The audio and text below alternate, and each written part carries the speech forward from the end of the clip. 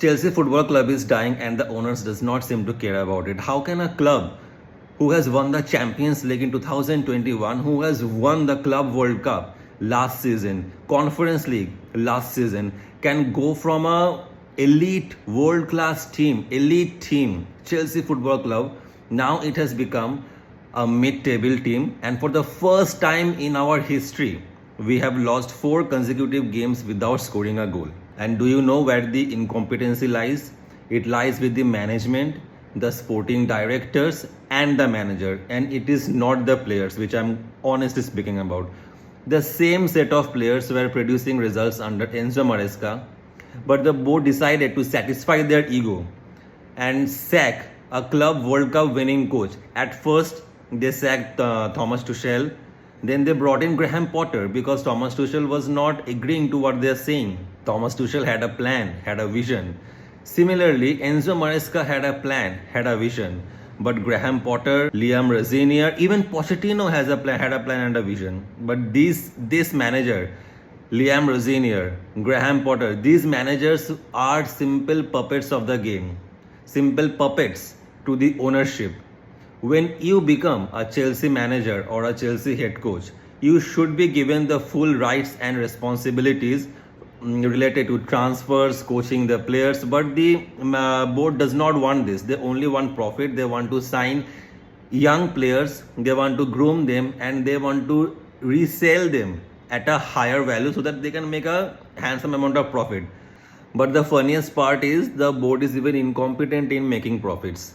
Chelsea had recorded the highest number of losses ever recorded in the Premier League history. Can you guys please tell me how can the same players who had performed under Enzo Maresca are not able to perform under Liam Rosenior? That means it comes to the in-game management, it comes to the style of coaching, whether it is free kick taking, it's corners. How many times in last game Chelsea have taken short corners and have failed? Every time they have put the ball in the box, they were creating some threats, at least. Short corners, there is one weakness in our team. Our attack, Cole Palmer is not, they are not shining, to be very honest. Our biggest asset, Moises Caicedo, has become from the best central defensive midfield in the Premier League or even in the world to becoming the most average CDM right now playing in the Premier League.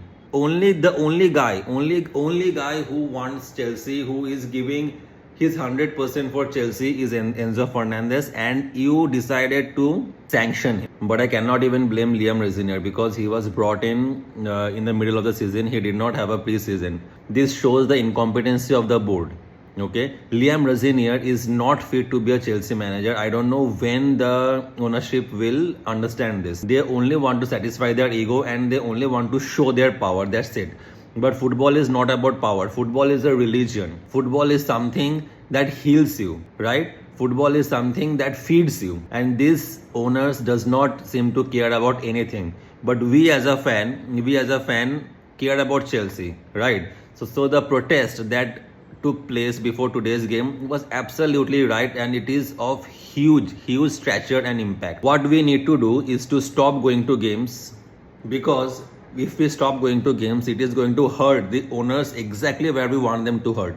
That is their pockets. Their pockets will start feeling empty, and they will be forced to sell Chelsea. So it's a humble request for all the fans out there who stays in London, who are Chelsea fans, real Chelsea fans, to carry out this protest every match week and stop going to games. You can watch it from home or from TV or from any broadcasted channels, right?